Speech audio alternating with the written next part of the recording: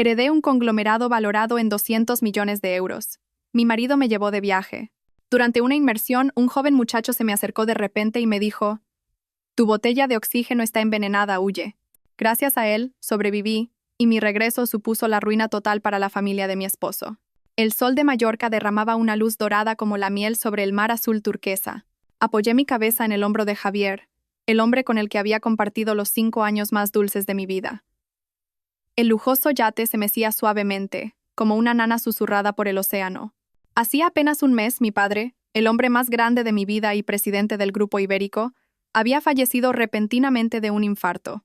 El dolor de la pérdida casi me destruye, pero Javier estuvo ahí, siendo mi hombro y mi pilar. Se encargó de todo, desde el funeral de mi padre hasta ayudarme a asumir la presidencia. Un puesto que me quedaba enorme. Dijo que necesitaba un viaje para recuperar el ánimo, y Mallorca, el lugar donde celebramos nuestro amor, era la mejor opción. Bajemos a bucear para ver los corales. Cariño, susurró Javier, apretando suavemente mi mano. Hay unas formaciones preciosas aquí, te van a encantar. Sonreí y asentí. Bajo esas aguas cristalinas, el mundo parecía más silencioso, más pacífico. Quizás todas las preocupaciones y la carga de ser una nueva presidenta con poco más de 30 años se desvanecerían temporalmente. Nos pusimos los trajes de neopreno y comprobamos el equipo. Javier me colocó la botella de oxígeno con cuidado. Su mirada rebosaba una tierna preocupación. «Ten mucho cuidado, mi querida presidenta». Me reí, sintiendo un calor reconfortante. Saltamos juntos a las frescas aguas. El mundo submarino era mágico. Bancos de peces de colores revoloteaban alrededor de los corales como en un jardín de cuento de hadas. Nadé de la mano de Javier, explorando la belleza del océano. La paz comenzó a calar en mi alma. Estábamos en una zona bastante profunda, donde enormes corales cerebros se apilaban formando pequeñas cuevas. Javier me hizo una señal, apuntando hacia un pez payaso que se asomaba juguetón desde una anémona. Sonreí y levanté mi cámara acuática para capturar el momento. Justo entonces, desde detrás de una gran formación de coral, apareció de repente una pequeña figura. Era un niño de unos 10 u 11 años. Sus rasgos eran claramente germano-españoles, con unos penetrantes ojos azules, pero el pelo negro azabache. Llevaba un equipo de buceo, aunque mucho más viejo que el nuestro. Nadó rápidamente hacia mí con una mirada de urgencia. Javier estaba un poco más adelante y no pareció darse cuenta. El niño se acercó a mí. Me sentí un poco sorprendida y recelosa. Levantó una pequeña pizarra con una frase escrita: «Tu botella de oxígeno está envenenada. Huye». Todo mi cuerpo se paralizó. Las palabras en la pizarra fueron como una descarga eléctrica helada recorriendo mi espalda. ¿Veneno en mi botella? Miré al niño. Sus ojos azules reflejaban un pánico y una sinceridad extraños. No tenía motivos para mentir. ¿Pero quién haría algo así? Mi corazón empezó a latir con fuerza. Sin embargo, la razón me dijo que debía mantener la calma. Si entraba en pánico, quienquiera que estuviera observando sabría que lo había descubierto. Y esa persona podría ser la que nadaba no muy lejos de mí. Miré de reojo a Javier. Seguía absorto con los peces. Su espalda, como siempre, parecía fuerte y fiable. No podía ser él. Respiré hondo, intentando regular mi pulso. El niño me miró, asintió rápidamente y se retiró, desapareciendo tras los corales. Tenía que salir de allí de inmediato. Me llevé la mano al cuello, haciendo la señal de que tenía problemas con el equipo. Luego, le di un golpecito en el hombro a Javier. Se giró y, al ver mi señal, sus ojos mostraron preocupación. Nadó rápidamente hacia mí, me rodeó la cintura con el brazo y me ayudó a subir a la superficie. «¿Qué pasa? ¿Estás bien?», preguntó Javier con voz alarmada en cuanto nos quitamos las máscaras. «No sé», fingí jadear con la voz temblorosa. «De repente me cuesta respirar, siento un dolor agudo en el pecho. Creo que el equipo tiene un problema. Dios mío, volvamos al barco ahora mismo». Javier no dudó ni un segundo. Me ayudó a nadar de vuelta al yate, anclado cerca. Al llegar a la cubierta, me dejé caer, fingiendo toser violentamente. Javier, presa del pánico, me quitó la botella de oxígeno de la espalda. «Lo siento mucho», dijo con una mirada de compasión. «Debería haberlo revisado mejor. ¿Cómo te encuentras?» «Estoy mejor», dije, forzando una sonrisa débil. «Seguramente ha sido un pequeño fallo. Descansaré un rato dentro y se me pasará». Me ayudó a entrar en el camarote. Me senté en el sofá mientras él iba a por un vaso de agua tibia. Seguí su figura con la mirada y luego miré por la ventana. Mi botella de oxígeno seguía en la cubierta. La advertencia de aquel niño misterioso resonaba en mis oídos. Una sensación de inquietud helada comenzó a apoderarse de mi corazón, eclipsando la deslumbrante belleza del mar y el cielo de Mallorca. En cuanto Javier salió del camarote para hacer una llamada, saqué mi segundo teléfono, el teléfono seguro que mi padre me había dado hacía tiempo, indicándome que solo lo usara en la más extrema urgencia. Marqué el número de Manuel, el jefe de seguridad del grupo, un hombre de lealtad absoluta a mi familia. Mi padre solía decir que, si algo pasaba, la única persona en la que confiaba plenamente, aparte de mí, era Manuel. Dígame, señorita Isabel. La voz de Manuel al otro lado era firme y tranquilizadora.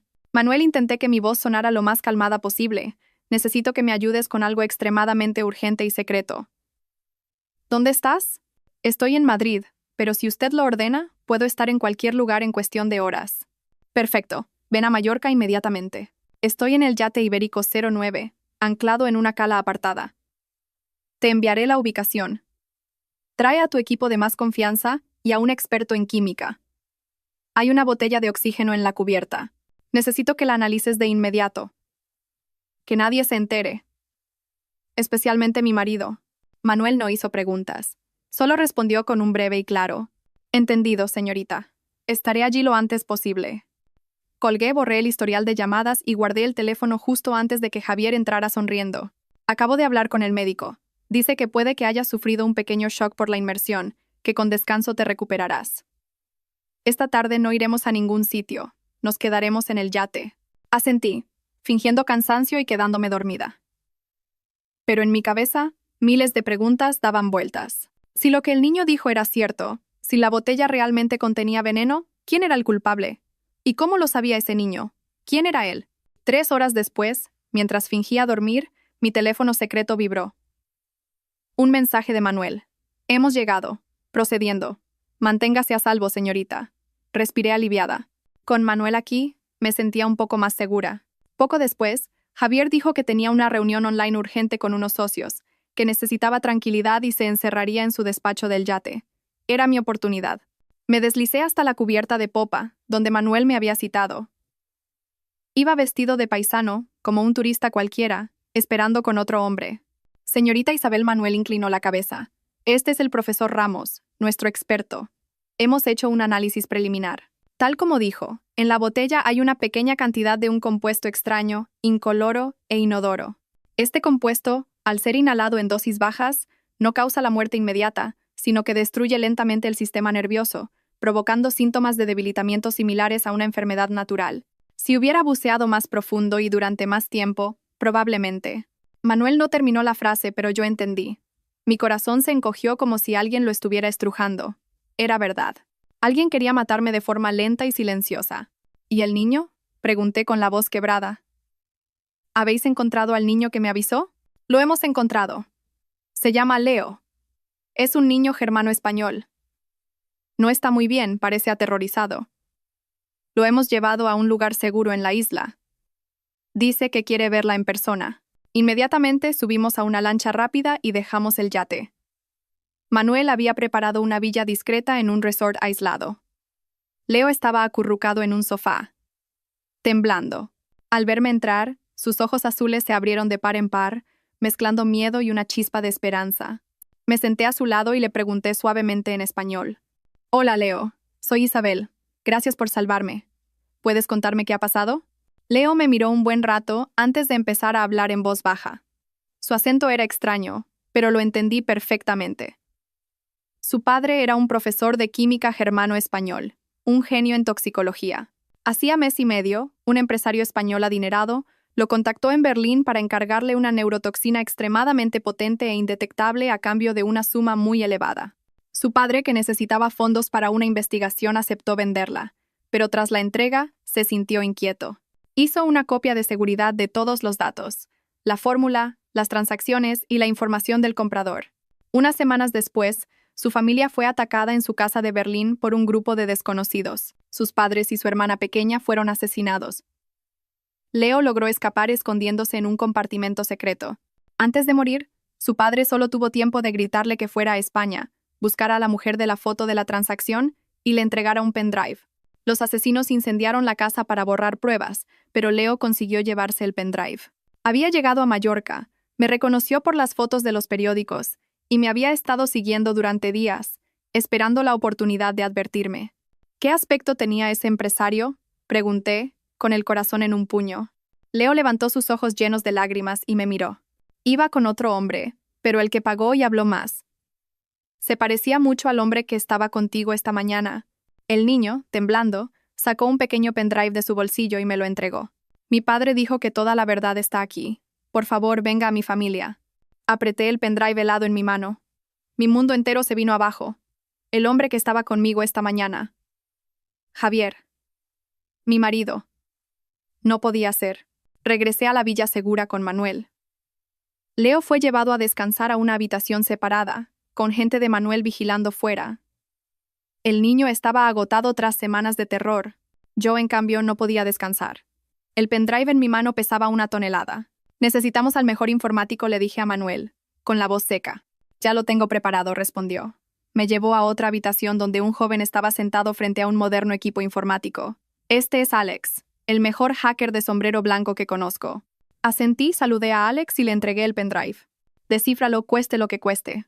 Al conectar el USB, tal como esperaba, estaba protegido por múltiples capas de encriptación complejas. El sudor perlaba la frente de Alex mientras probaba un método tras otro. El tiempo pasaba con una lentitud agónica. Yo me senté a su lado, con las manos entrelazadas, sin apartar la vista de la pantalla. Cada línea de código que aparecía era como una cuchillada en mi corazón. Ansiaba saber la verdad, pero al mismo tiempo temía enfrentarme a ella. Después de casi 2 horas, Alex soltó un pequeño grito ahogado. Ya está. La última capa de protección ha caído. El padre de este chico era un genio. Creó su propio algoritmo de encriptación. En la pantalla, empezaron a aparecer carpetas. Alex abrió una llamada Proyecto Cobra. Dentro había una serie de archivos científicos, fórmulas químicas complejas que no entendía. Pero había un informe resumen escrito en español. Lo leí por encima.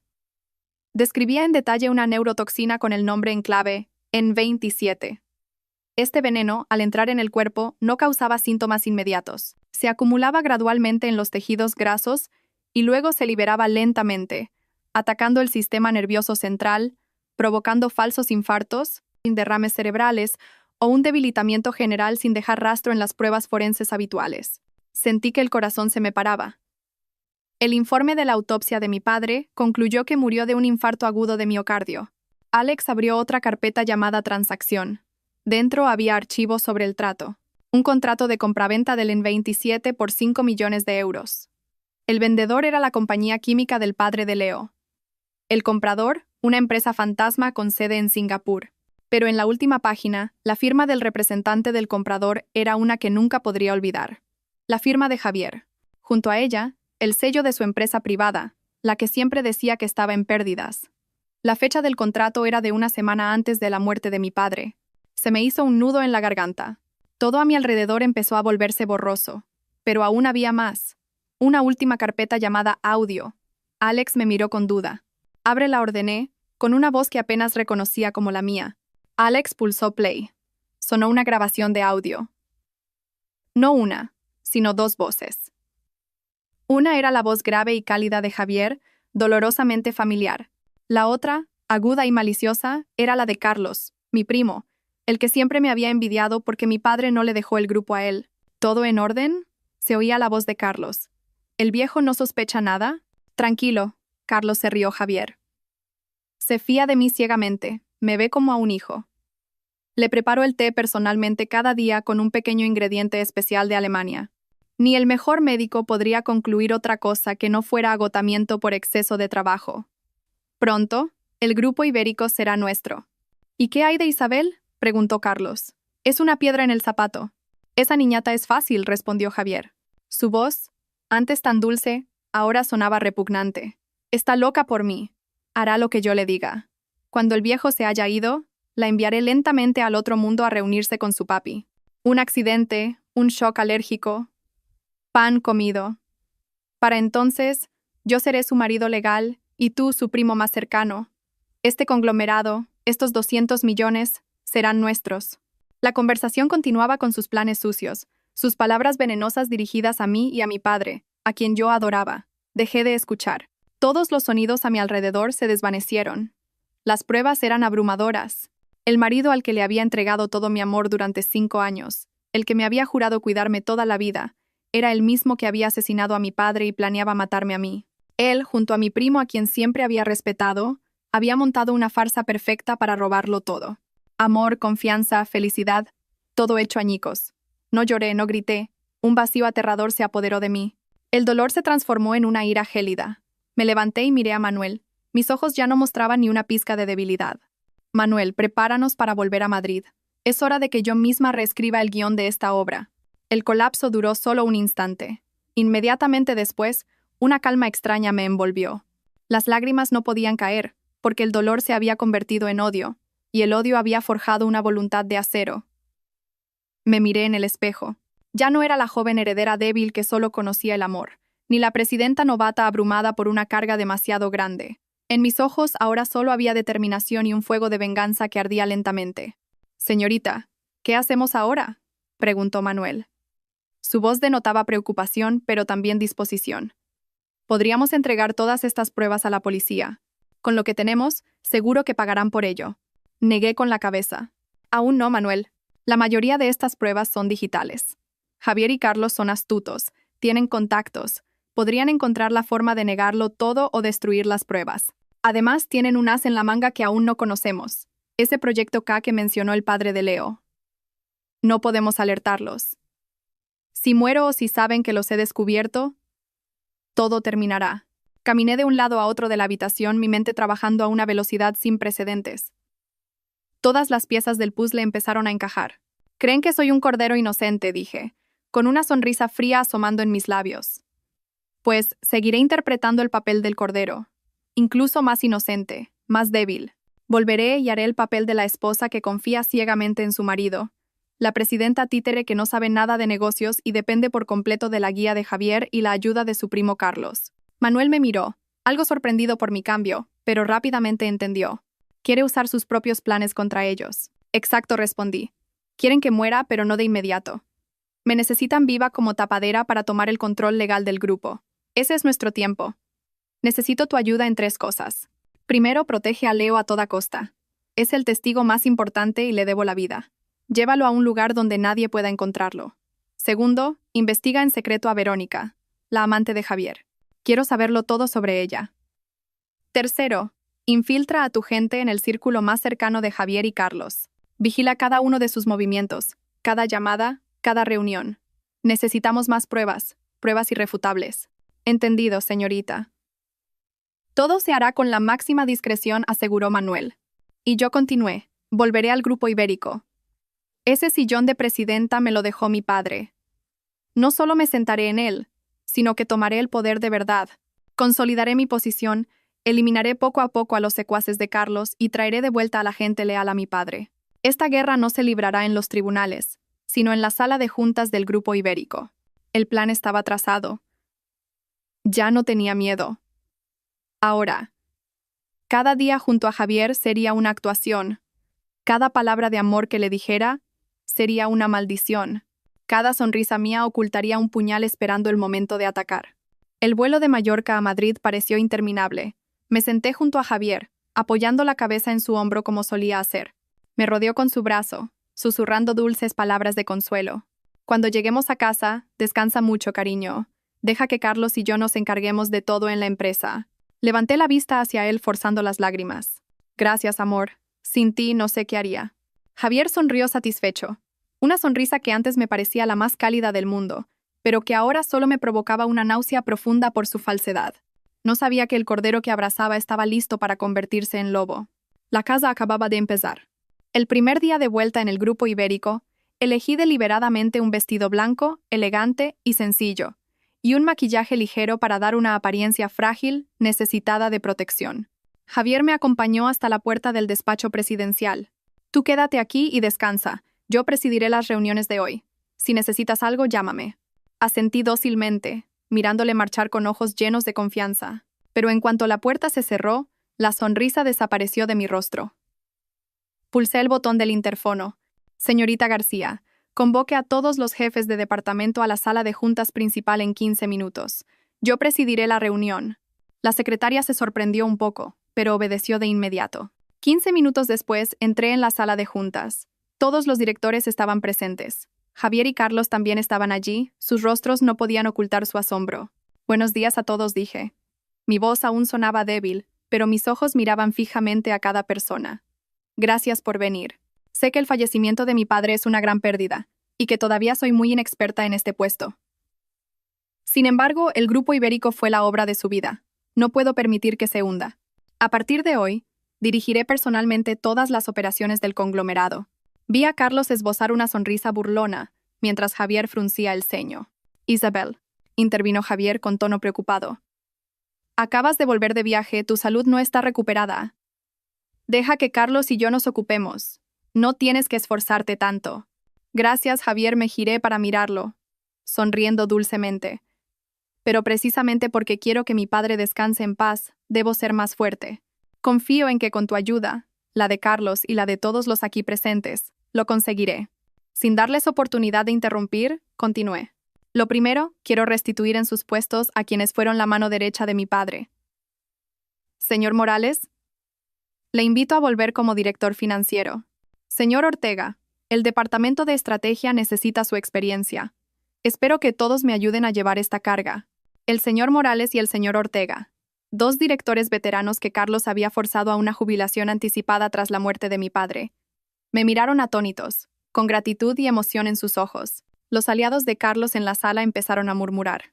Era mi primer golpe. Lo segundo, continué, mi voz volviéndose más seria. He oído rumores sobre la falta de transparencia en algunos proyectos del Departamento de Desarrollo, del que Carlos es responsable. Carlos, como encargado, supongo que entiendes a qué me refiero. El rostro de Carlos cambió de color. Ese departamento era su feudo personal, desde donde desviaba fondos de la empresa. Para garantizar la integridad del grupo, he decidido contratar a una firma de auditoría independiente de prestigio internacional para que audite todas las operaciones del Departamento de Desarrollo de los últimos 3 años. Durante la auditoría, Carlos quedará temporalmente suspendido de su cargo de vicepresidente para garantizar la objetividad. Yo supervisaré directamente su trabajo. La sala de juntas estalló. Nadie podía creer que una mujer aparentemente frágil como yo pudiera tomar decisiones tan audaces. Carlos se levantó de un salto, con la cara roja de ira. Isabel, ¿qué demonios estás haciendo? ¿Sabes lo que dices? ¿Con qué derecho me suspendes? Con el derecho que me otorga ser la presidenta del Consejo de Administración, respondí, con voz gélida, sin rastro de afecto familiar. Y lo hago por el bien del Grupo Ibérico. Carlos, si estás limpio, no tienes nada que temer de una auditoría, ¿verdad? Carlos se quedó sin palabras. Miró a Javier en busca de ayuda, pero Javier también estaba estupefacto. Seguramente no esperaba que su gatita sacara las garras, pero delante de toda la directiva no podía defender a Carlos de forma tan descarada. Solo pudo levantarse y decir con torpeza: creo que la decisión de Isabel es un poco precipitada, pero quizás sea necesaria para aclarar las cosas. Carlos, tómate un descanso. Carlos salió furioso de la sala. Sabía que la guerra por el poder había comenzado oficialmente. Había ganado el primer asalto, pero también sabía que, a partir de ese momento, ya no me subestimarían. Las conspiraciones contra mí se volverían, sin duda, mucho más peligrosas y crueles. Esa noche, Javier volvió a casa con una expresión muy diferente. Ya no había ternura, sino un escrutinio frío. Se sentó frente a mí en la cena, en un silencio inusual. Yo mantuve mi papel de inocente, sirviéndole comida como si nada. Hoy me has sorprendido, dijo finalmente, haciendo girar su copa de vino. No pensaba que pudiera ser tan decidida. Yo tampoco quería, respondí, con un toque de tristeza, pero pienso en mi padre, en su legado. No puedo dejar que gente mala dañe el grupo. Aunque Carlos sea mi primo, los negocios son los negocios. ¿He hecho bien, verdad, cariño? Levanté mis ojos llorosos hacia él, una pregunta que era a la vez una sonda y una muestra de debilidad, de necesidad de apoyo. La tensión en el rostro de Javier se relajó un poco. Quizás volvió a creer que mis acciones de hoy no eran más que un arrebato de una joven que intentaba demostrar su valía tras la muerte de su padre. Y no un plan meticulosamente calculado. Has hecho lo correcto, dijo, su voz suavizándose. Es que me preocupo por ti. Los negocios son complicados, no te cargues con tanto. Déjamelo a mí, yo me encargaré de todo. Asentí sumisamente, pero por dentro sonreía con desdén. Tal como esperaba, aún no se había dado cuenta de que la presa había empezado a tender una trampa al cazador. Pocos días después llegó un informe de Manuel. Había investigado la identidad de la amante de Javier. Al leer el nombre en el expediente, me quedé helada. Verónica Ruiz, una antigua compañera de la universidad.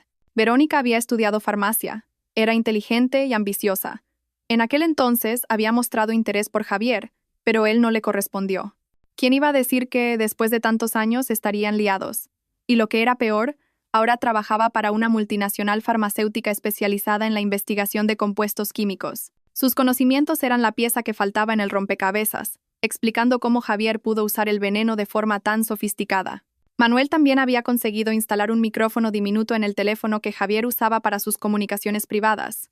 No tuve que esperar mucho para conseguir lo que necesitaba. Esa noche, yo estaba en la biblioteca, fingiendo leer documentos, mientras Javier hablaba por teléfono en el balcón. A través de un pequeño auricular Bluetooth, escuché claramente la voz aguda de Verónica. ¿Has visto a tu mujercita hoy? ¡Qué aire se da!, atreviéndose a suspender a Carlos. Ya no es la niña ingenua que creías. No te preocupes, la voz de Javier sonó grave y llena de desprecio. Se le pasará la rabieta. Unas cuantas palabras bonitas y volverá a comerme de la mano. Pero tienes razón. Tenemos que acelerar el plan. Si sigue en el poder mucho tiempo, las cosas se pueden complicar. ¿Y cuál es el plan?, preguntó Verónica. ¿El método antiguo otra vez? Llevará demasiado tiempo. No respondió Javier. El método antiguo es muy lento. Estoy pensando en un accidente, o quizás un shock anafiláctico severo. Tú eres farmacéutica. Sabes más de esto que yo. Busca algo que pueda causar una reacción violenta combinado con el antihistamínico que suele tomar para su alergia. Tiene que parecer un accidente, sin dejar rastro. Mi corazón se heló. No solo querían matarme, sino que querían hacerlo de forma más cruel y rápida, usando mi propia alergia al polen para crear una muerte de apariencia natural. De acuerdo, rió Verónica. Eso no es difícil. El próximo fin de semana, el Grupo Ibérico tiene un viaje de negocios a la Costa Brava para inspeccionar el nuevo proyecto de resort, ¿no? Un lugar con montañas y mar es perfecto para que ocurra un pequeño accidente. Buena idea. Queda decidido.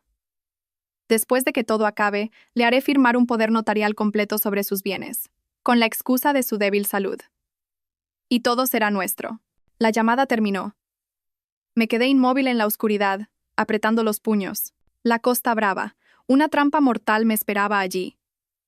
Pero ellos no sabían que yo también necesitaba una trampa para darle la vuelta a la partida.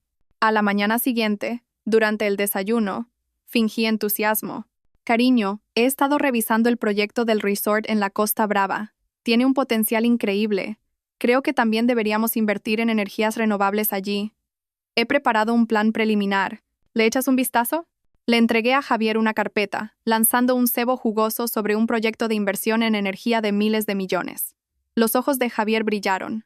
Cuanto más quisiera que yo muriera rápido para poder decidir sobre estos proyectos gigantescos. Es una idea fantástica, elogió, sin apartar la vista de las cifras de beneficios previstos.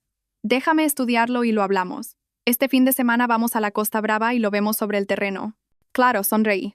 La sonrisa de una presa que camina alegremente hacia la trampa. 2 días antes del viaje, el Grupo Ibérico celebró su gala benéfica anual en uno de los hoteles más lujosos de Madrid. Era un evento importante, que reunía a empresarios y celebridades. Como nueva presidenta, era mi primera aparición oficial ante el público y los medios. Sabía que no era solo una fiesta, sino un escenario donde podía enviar mis propios mensajes. Elegí un vestido de noche de color azul profundo, el color del océano, misterioso e impredecible. Llevé el pelo recogido en un moño alto, dejando al descubierto mi cuello y unos pendientes de diamantes que mi padre me regaló en su último cumpleaños. Me maquillé más de lo habitual, ojos delineados y labios de un rojo intenso. Quería que esa noche todos vieran a una Isabel fuerte y poderosa, no a la chica débil que acababa de perder a su padre. Javier estaba a mi lado, elegante con un traje caro. No dejaba de alabar mi belleza, pero yo veía el cálculo en sus ojos. Quería usar mi imagen para consolidar su posición, para que todos vieran que él era el hombre detrás de la presidenta. La gala transcurrió en un ambiente solemne. Tras los discursos de los invitados, subí al escenario. Los flashes de las cámaras no cesaban. Respiré hondo, miré al público, mis ojos pasaron por encima de Javier y se detuvieron en una mesa cerca del escenario. Verónica estaba allí, hermosa y arrogante, del brazo de algún director. Ella también me miró, con un toque de desafío. Damas y caballeros, comencé mi discurso, mi voz clara y firme resonando en la sala. En nombre del Grupo Ibérico, Les agradezco sinceramente su presencia esta noche. Mi padre, el difunto presidente, siempre creyó que los negocios debían ir de la mano de la responsabilidad social. Heredando su voluntad, hoy quiero anunciar una decisión importante. Hice una pausa para crear expectación. La sala quedó en silencio. Además de nuestras actividades benéficas anuales, el Grupo Ibérico creará una nueva fundación llamada Fundación Benéfica Leo. La fundación se centrará en apoyar, criar y proteger a niños huérfanos en circunstancias especiales, especialmente a aquellos que han perdido a sus padres en accidentes trágicos o crímenes sin resolver. Enfaticé las últimas palabras, mirando directamente a Verónica y Javier. Vi cómo la sonrisa de Verónica se congelaba, y Javier fruncía ligeramente el ceño, apretando su copa de vino. El nombre de Leo, continué, fingiendo un nudo en la garganta, no solo es en honor a un ser querido, sino que está inspirado en un niño que tuve la suerte de conocer recientemente. Un niño germano-español llamado Leo. Toda su familia, incluido su padre, un científico de gran talento, fue brutalmente asesinada a causa de sus investigaciones. El niño sobrevivió milagrosamente y llegó a España. Su historia me ha hecho darme cuenta de que en esta sociedad hay demasiadas verdades dolorosas ocultas, demasiados crímenes cometidos con tal sofisticación que no dejan rastro. La Fundación Leo nace con la esperanza de ser un refugio para víctimas inocentes como él y también un recordatorio de que la justicia, aunque tarde, debe llegar. Al terminar, hice una reverencia entre los aplausos atronadores del público. Pero no me importaban los aplausos. Me importaba la reacción de los dos que estaban sentados ahí abajo. Javier aplaudía mecánicamente, sin expresión. Sabía que en su interior había una tormenta. Verónica bajó la cabeza rápidamente fingiendo beber, evitando mi mirada. Había lanzado una piedra para sondear el terreno. Les había hecho saber que conocía la existencia de Leo. Quería que se asustaran, que se preocuparan. Un enemigo que pierde la calma es más propenso a cometer errores. El enfrentamiento silencioso entre nosotros había comenzado oficialmente, no solo en la oscuridad, sino bajo los focos más brillantes. Esa noche, al volver, Javier me preguntó por el niño Leo. Respondí vagamente que había leído su historia por casualidad en un periódico internacional. No preguntó más, pero sabía que la semilla de la duda había sido plantada en su mente. Unos días después de la gala, Manuel me trajo malas noticias. La salud de Leo había empeorado de repente. Tenía fiebre alta constante, y su cuerpo se debilitaba rápidamente. Los mejores médicos que contraté no sabían qué hacer. Decían que parecía haber una toxina crónica destruyendo su cuerpo desde dentro, pero no podían identificarla. Recordé las palabras de Leo. Su familia fue asesinada. Probablemente los asesinos también lo envenenaron para eliminar cabos sueltos. Pero la dosis fue baja o su constitución era fuerte, y por eso había resistido hasta ahora. Mi corazón se encogió. Le había prometido vengar a su familia, protegerlo. No podía dejar que muriera. ¿Qué dice el profesor Ramos, Manuel?, pregunté angustiada. Dice que para crear un antídoto necesitamos la fórmula original de la toxina N27. Los documentos del pendrive son solo un resumen, no son lo suficientemente detallados. Toda la investigación original de su padre probablemente fue destruida o está escondida en un lugar muy secreto. La fórmula original. Tenía que encontrarla. Pero, ¿dónde? La casa de la familia de Leo en Berlín había sido reducida a cenizas. Mientras estaba perdida en mis pensamientos, recordé un detalle que Leo había mencionado. Antes de morir, su padre habló de una carpeta azul. Allí guardaba sus documentos más importantes. Una carpeta física, no en un ordenador. Pero, ¿dónde estaba? Al mismo tiempo, el equipo de Manuel que vigilaba a Javier informó de algo extraño.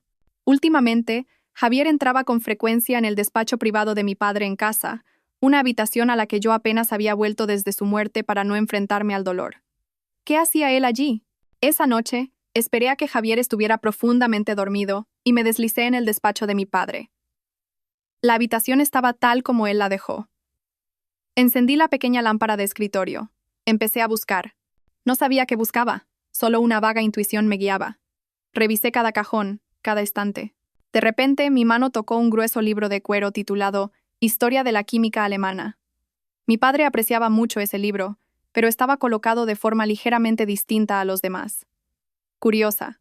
Lo saqué. El interior del libro había sido vaciado, y dentro, perfectamente encajada, había una llave de metal de estilo antiguo, finamente elaborada. En la llave había una pequeña inscripción. Berliner Sparkasse, y una serie de números. Berliner Sparkasse. Era el nombre de un gran banco en Berlín. Una luz se encendió en mi cabeza. Esa llave no podía ser de mi padre. Él no tenía cuentas en bancos alemanes, así que solo podía ser de Javier. La había escondido aquí, en el lugar que consideraba más seguro, sin sospechar que yo la encontraría. Una llave de una caja de seguridad en un banco de Berlín, el lugar donde el padre de Leo vivió y trabajó, el lugar al que Javier fue a comprar el veneno. De repente, todo cobró sentido. La carpeta azul probablemente estaba en esa caja de seguridad. El padre de Leo, con la precaución de un científico, seguramente no solo guardó los datos en un pendrive, dejó una copia física, una prueba material imposible de borrar, y de alguna manera, obligó a Javier a conservarla, quizás como parte del trato, como una garantía. Apreté la llave en mi mano. Tenía que ir a Berlín. Allí estaban las respuestas finales a la muerte de mi padre, a la tragedia de la familia de Leo, y también la única esperanza de vida para el niño. El próximo viaje a la Costa Brava ya no era una trampa que debía sortear. Se convertiría en la tapadera perfecta para que yo pudiera ir a Alemania. Tenía que convertir un complot mortal en una oportunidad para encontrar la verdad. El tiempo apremiaba, especialmente con la vida de Leo en peligro.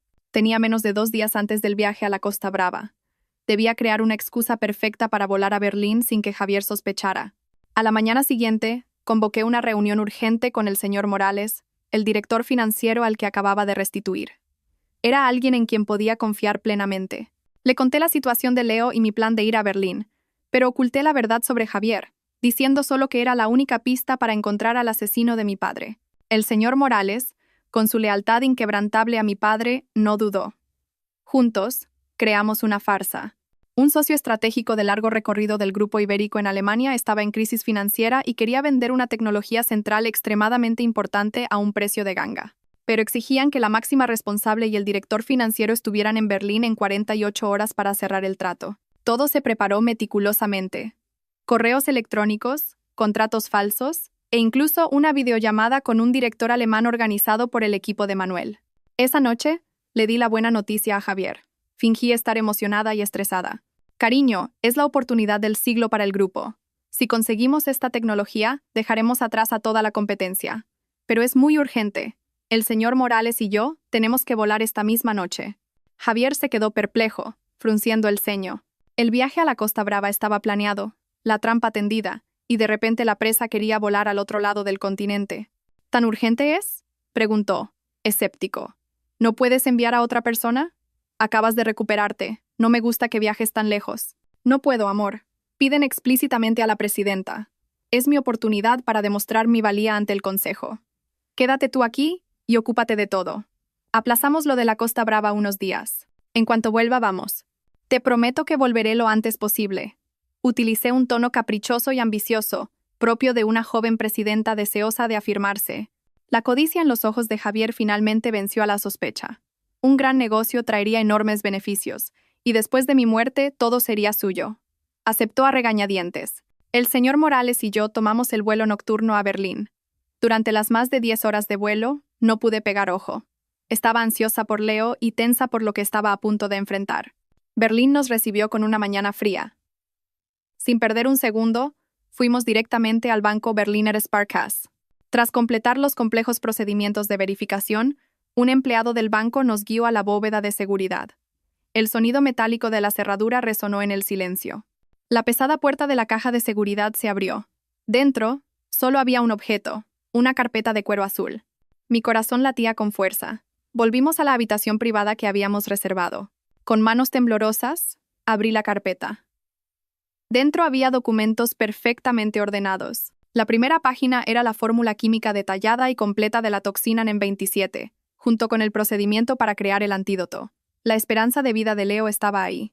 Inmediatamente, fotografié cada página y se las envié a Manuel con instrucciones de entregárselas al profesor Ramos. Luego estaba el contrato original de compraventa de la toxina. Las firmas de Javier y Carlos aparecían nítidamente en el papel, irrefutables. Al lado, el diario del padre de Leo. Había documentado toda la transacción y sus sospechas sobre las verdaderas intenciones de los compradores. Escribió: dicen que es para investigación agrícola, pero sus ojos revelan una crueldad inmensa. Siento que acabo de darle un arma al diablo. Pero lo más aterrador estaba en el último dossier, marcado con la letra K. Era la abreviatura de Proyecto K. No era solo un plan para apoderarse del Grupo Ibérico, era un proyecto de investigación y experimentación ilegal de un nuevo fármaco en humanos. Bajo la dirección de mi padre, El Grupo Ibérico tenía una filial farmacéutica. El Proyecto K era una conspiración entre un grupo de personas de esa filial y socios externos, que utilizaban en secreto a personas sin hogar y pacientes sin familia como conejillos de indias para un medicamento no autorizado. Y entonces vi un nombre familiar en la lista de líderes del proyecto, un nombre que me destrozó por segunda vez. Don Ricardo, el director de la filial farmacéutica, el mejor amigo de mi padre, el hombre a quien yo siempre había llamado con respeto padrino. Una nota manuscrita del padre de Leo, metida en los documentos. Lo explicaba todo. El hombre llamado Javier mencionó que su jefe estaba en problemas. El presidente del Grupo Ibérico parecía haber descubierto los ensayos ilegales y amenazaba con sacarlo todo a la luz. Necesitaban silenciarlo para siempre. Así que mi padre no murió solo por la codicia de Javier y Carlos, murió por su integridad. Había descubierto el crimen atroz de su mejor amigo y fue asesinado para proteger ese secreto. La conspiración era mucho más grande y oscura de lo que había imaginado. Me quedé sentada en silencio. Las lágrimas corrían por mis mejillas. Lloré por mi padre, por la cruda verdad. El señor Morales se sentó a mi lado y me puso una mano en el hombro en silencio. Sabía que compartía mi dolor y mi indignación. Mi lucha ya no era solo por vengar a mi padre, sino por limpiar su legado. Tras un solo día en Berlín, regresamos a España. En el vuelo de vuelta, recuperé la compostura. Cuanto más terrible era la verdad, más fuerte se volvía mi voluntad de venganza. Ya no era solo una persona buscando justicia para su familia. Llevaba sobre mis hombros la responsabilidad por las víctimas anónimas del Proyecto K. Nada más aterrizar, recibí un mensaje de Manuel. Ya saben que has estado en Berlín. Un agente de seguridad del aeropuerto, del equipo de Carlos, ha informado de tu itinerario de vuelo. Apreté el teléfono. Así que mi farsa del contrato en Alemania no los había engañado del todo. Su sospecha ahora se habría convertido en alarma. Ya no dudarían. El viaje a la Costa Brava ya no era una trampa de reserva, sino una ejecución obligatoria. ¿Qué están haciendo?, respondí. Javier y Verónica ya están en la Costa Brava. Carlos voló hacia allí esta mañana. Están preparando todo en la zona de los acantilados, informó Manuel. Tal como esperaba, se estaban reuniendo para el golpe final. Bien, respondí. Nuestros planes siguen en pie. Prepara a la gente. Vuelo a la Costa Brava ahora mismo. El señor Morales me miró preocupado. Señorita, es demasiado peligroso. Ya lo saben. Ir ahora es meterse en la boca del lobo. Precisamente porque lo saben. Tengo que ir, señor Morales, dije con determinación. Creen que me tienen acorralada. No se imaginan que su trampa es también el escenario de mi obra. Esta vez no solo quiero sobrevivir, quiero que paguen el precio en el mismo lugar que han preparado para enterrarme. Llamé a Javier. Su voz al otro lado sonaba falsamente efusiva. ¿Ya has vuelto, cariño? Estaba tan preocupado. ¿Cómo fue el trabajo en Alemania? Genial, amor, respondí alegremente. Ya te contaré. Acabo de aterrizar. Voy a volar a la Costa Brava para estar contigo. Te echo tanto de menos. ¡Qué bien! Te estamos esperando aquí. El camino es un poco largo. Iré a recogerte al aeropuerto. Su voz estaba llena de expectación. Expectación por verme y por acabar conmigo. Antes de embarcar, me reuní con Manuel en la sala VIP. Me dio un traje de protección, fino pero extremadamente resistente, hecho de un material especial, para llevar debajo de la ropa. Puede mitigar gran parte del impacto, explicó Manuel. Nuestro equipo también ha llegado a la Costa Brava. Seguirán su coche a una distancia segura. Un equipo de rescate médico también está preparado al pie de los acantilados. «Todo está listo, señorita». Asentí. Estaba a punto de entrar en una apuesta en la que mi propia vida era la ficha, pero no tenía otra opción. Tenía que meterme en la guarida del tigre para atraparlo. Miré por la ventanilla del avión. El cielo de Madrid se quedaba atrás. El de la Costa Brava me esperaba, con un complot mortal y una oportunidad para cambiar las tornas. El aeropuerto de Girona Costa Brava me recibió con una llovizna fina. Javier me esperaba en la salida con un gran ramo de rosas. Me abrazó, representando a la perfección el papel del marido que añora a su esposa. ¿Estás cansada del viaje? Has trabajado demasiado, dijo mientras me acariciaba el pelo, con una falsa compasión en los ojos. Estoy bien. En cuanto te veo, se me pasa el cansancio, respondí, escondiendo mi rostro en su pecho para ocultar mi mirada gélida. Subimos a un coche de lujo. Javier insistió en conducir. Quiero llevar a mi mujer personalmente al resort. La carretera de la costa aquí es preciosa. Te encantará. La carretera era realmente hermosa, pero sabía que su destino era una ruta mortal por los acantilados. El coche dejó atrás la ciudad y comenzó a dirigirse hacia la sinuosa carretera costera. Miré por el retrovisor. El coche negro del equipo de Manuel mantenía una distancia segura. Cuando empezamos a subir por los acantilados, la lluvia se intensificó y la carretera se volvió resbaladiza. A un lado, la imponente pared de roca. Al otro, un precipicio que daba al mar. El ambiente en el coche se volvió opresivo. Javier contaba chistes sin gracia, pero sus manos se aferraban al volante y de vez en cuando miraba por el retrovisor. Estaba buscando una curva ciega, el momento perfecto para actuar. «Hay mucha niebla en este tramo, ¿verdad?», dije deliberadamente, fingiendo preocupación para que bajara la guardia. «No te preocupes, cariño. Soy muy buen conductor», rió Javier, pero la sonrisa no le llegaba a los ojos. Al llegar a una curva cerrada y peligrosa, con la niebla ocultando la visibilidad, Javier gritó de repente: «Isabel, cuidado, han fallado los frenos». Giró el volante deliberadamente hacia la barandilla de protección del acantilado. El coche se abalanzó, rompió la barandilla metálica y se precipitó por la ladera. En ese instante, vi cómo Javier, con una rapidez felina, abría su puerta y saltaba del coche. Lo tenía todo calculado. El coche dio varias vueltas ladera abajo. El sonido del metal chocando contra las rocas era ensordecedor. Los airbags se desplegaron.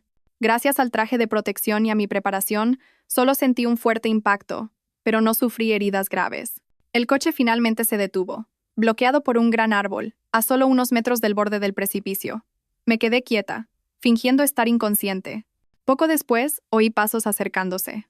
La puerta del coche fue forzada. Javier, con algunos arañazos en la cara para hacerlo más creíble, me sacó fuera. «Isabel, Isabel, despierta», gritó fingiendo dolor. Inmediatamente, sonó la sirena de una ambulancia, que llegó sospechosamente rápido. Un equipo médico, que yo sabía que era gente de Verónica, corrió hacia nosotros. Me pusieron en una camilla. «La paciente está crítica. Traumatismo craneal severo.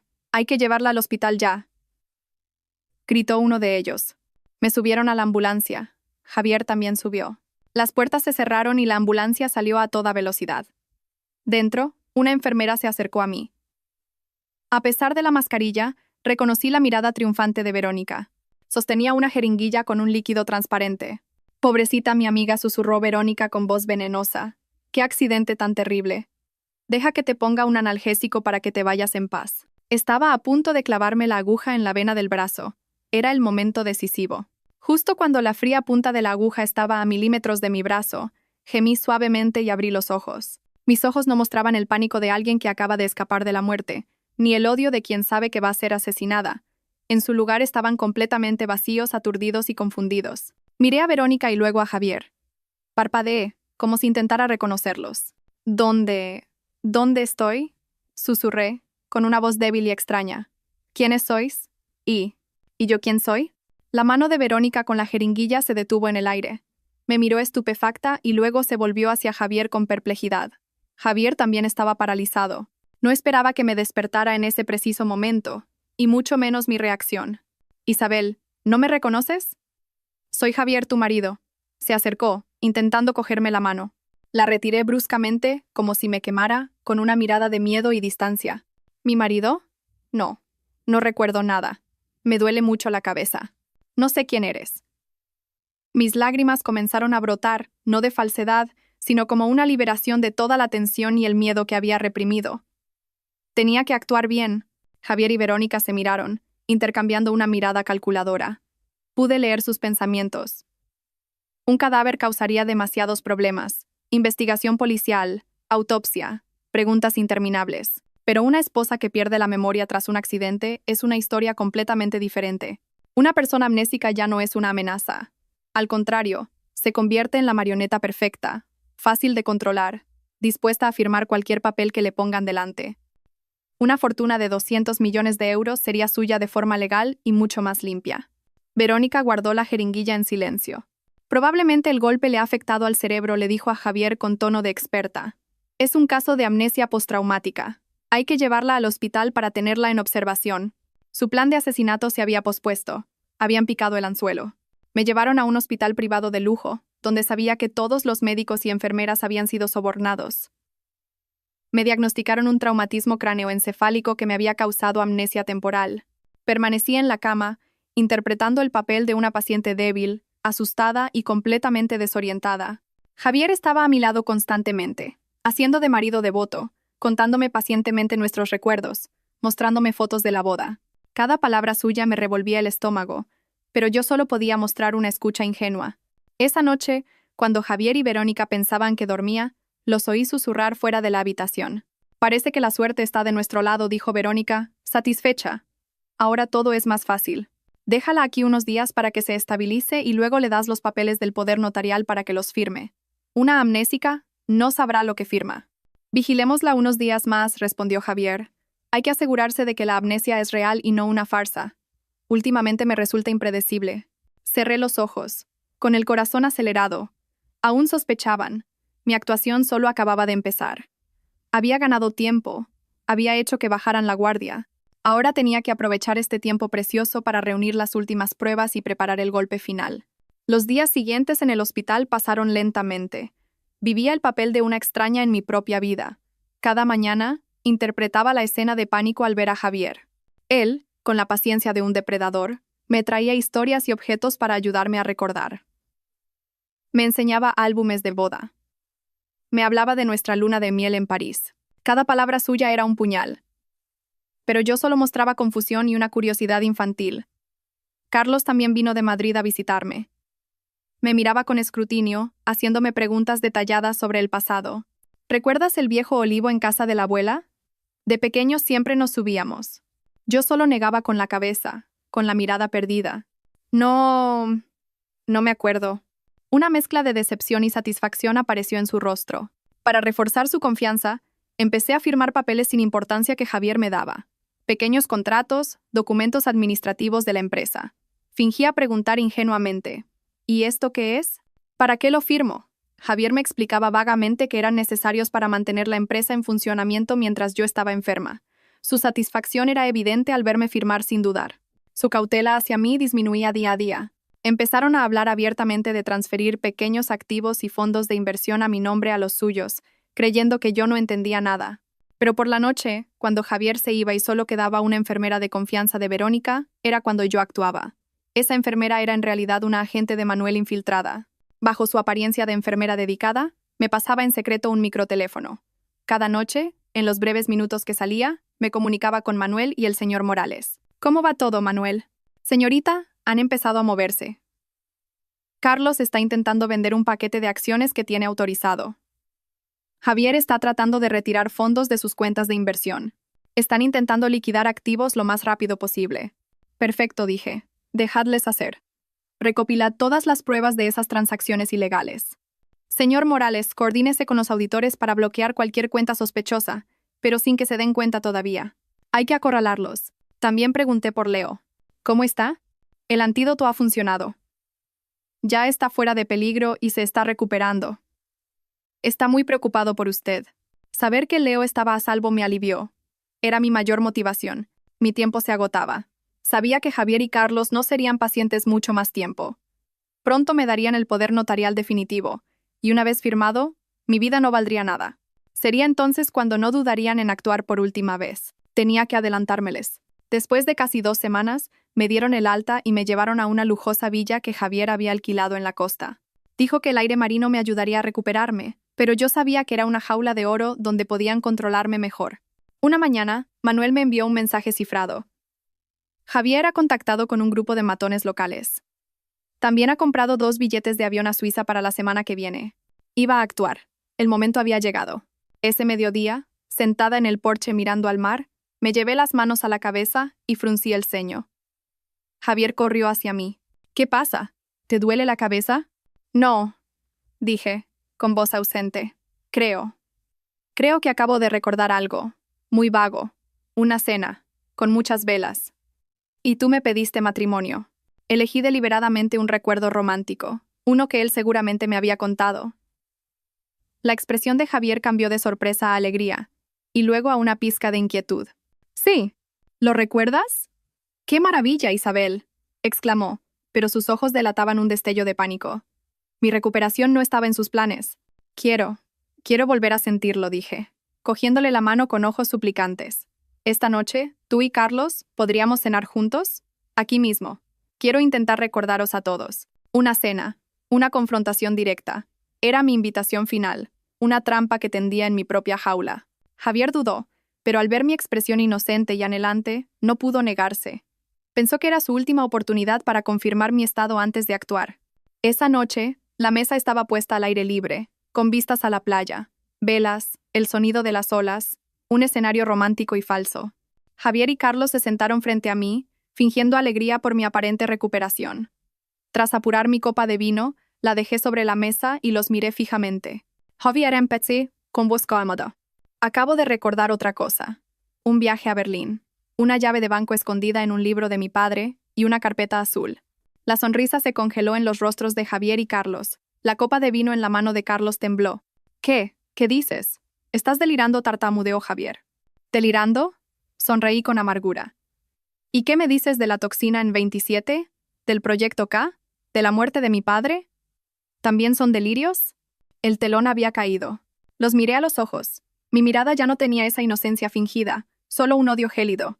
Sabían que habían sido engañados. Sus verdaderos rostros, despojados de toda farsa, revelaron la crueldad y la locura de bestias acorraladas. La atmósfera se volvió densa. Javier fue el primero en recuperar una calma siniestra, la de una serpiente antes de atacar. Así que... Lo recuerdas todo, Siseo, abandonando el tono cariñoso. Nos has estado engañando todo este tiempo. Así es, respondí, bebiendo un sorbo de té. Comparado con la farsa de 5 años que habéis montado vosotros, mi pequeña obra de unas semanas no es nada. Debería daros las gracias por inspirar una actuación tan brillante. Carlos se levantó de un salto, golpeando la mesa. Zorra, ¿quién te crees que eres para jugar con nosotros? De aquí no sales viva. Eso no lo decidís vosotros, dije, mi mirada fría recorriéndolos. Ya habéis perdido. Desde el momento en que pensasteis que yo era un cordero fácil de guiar al matadero, perdisteis. Javier soltó una carcajada maníaca. Sacó su teléfono. Verónica, entra. Nuestra presa no es tan dócil como pensábamos. Al instante, desde la oscuridad del jardín, apareció Verónica, seguida de 2 hombres corpulentos y de aspecto amenazador. Verónica sonrió con malicia, sosteniendo un pequeño maletín médico. Tu actuación ha sido magnífica, Isabel dijo con ironía. Pero toda obra tiene su final, y el tuyo es esta noche. Abrió el maletín y sacó una jeringuilla idéntica a la anterior. La última vez tuviste suerte. Esta vez no habrá milagros. Una dosis de esto y te reunirás con tu querido padre. Los 2 matones avanzaron hacia mí. Yo permanecí sentada, sin miedo. ¿De verdad creéis que todo acabará tan fácilmente? Pregunté, con lástima. ¿Y por qué no? Se burló Carlos. Cuando mueras todo será nuestro.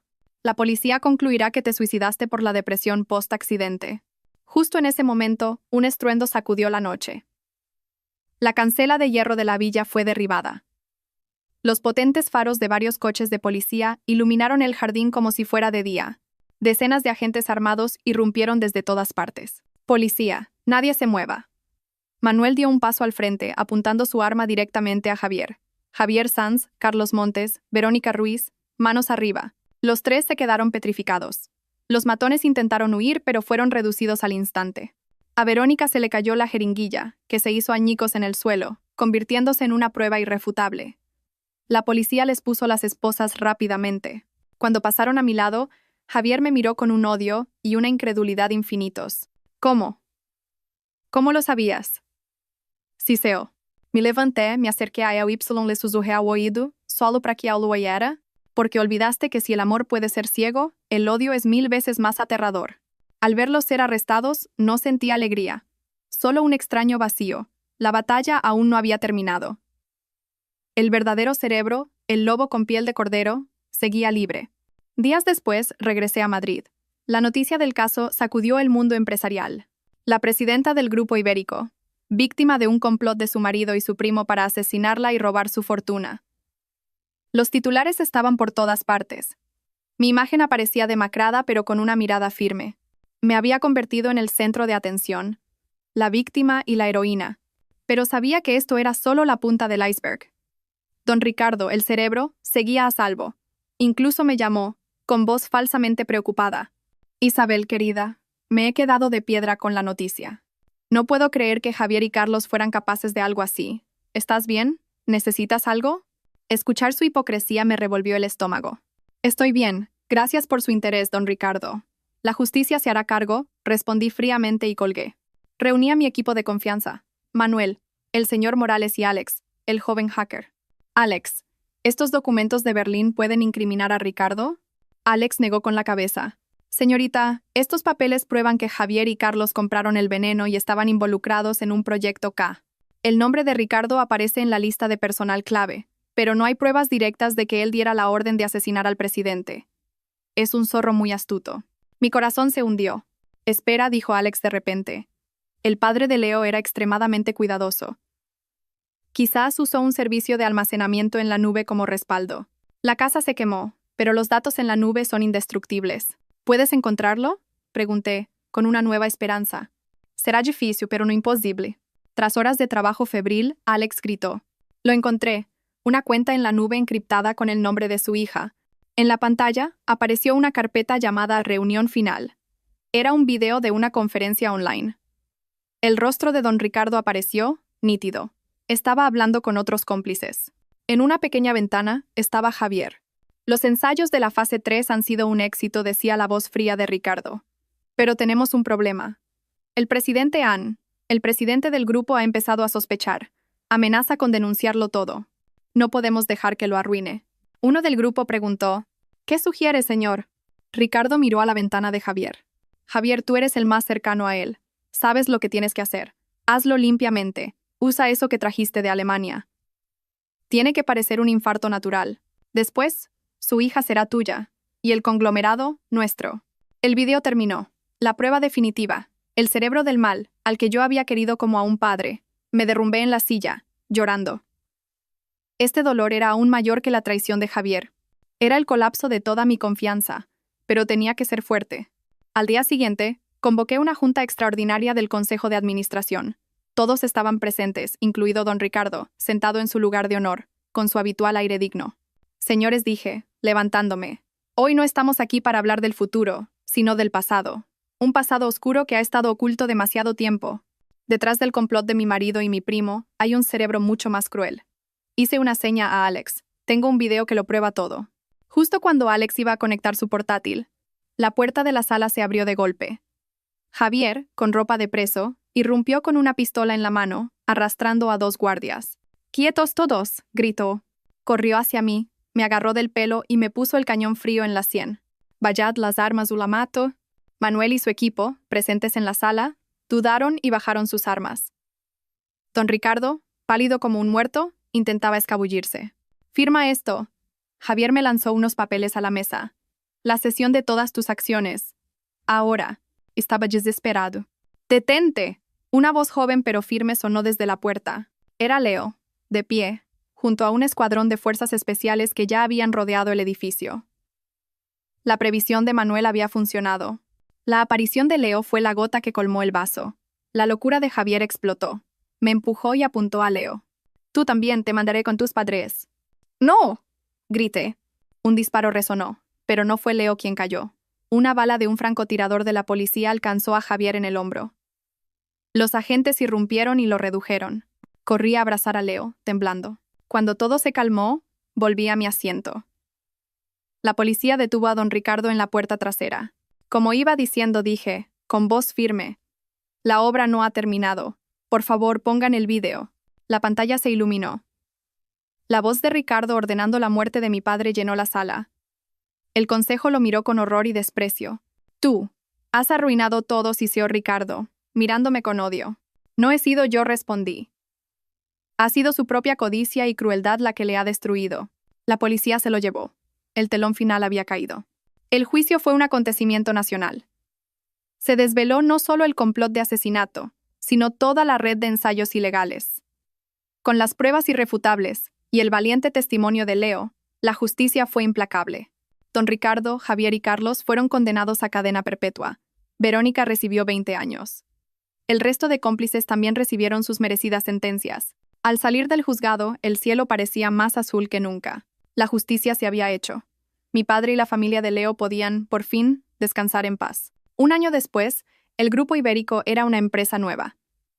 Llevé a cabo una reestructuración total, despidiendo a todos los implicados y promoviendo a la gente íntegra y leal a mi padre. Adopté legalmente a Leo. Ahora era mi hijo. Nos mudamos a una casa en las afueras con un jardín donde él podía plantar las flores que le gustaban a su hermana. La filial farmacéutica fue completamente reformada bajo una nueva visión: negocios con integridad y desarrollo con humanidad. La Fundación Benéfica Leo ayudaba a cientos de niños. También creé un nuevo fondo con el nombre de mi padre, dedicado a luchar contra el crimen corporativo. Aquella tarde paseaba con Leo por la playa. El atardecer teñía el cielo de naranja. «Mamá, mira, un arco iris», gritó, señalando el horizonte. Sonreí y abracé a Mejio. Mi vida había pasado por la peor de las tormentas, pero después de la lluvia siempre sale el sol. La tormenta se había llevado el odio y las mentiras. Ante mí, solo había un nuevo amanecer. Un futuro lleno de esperanza para los dos.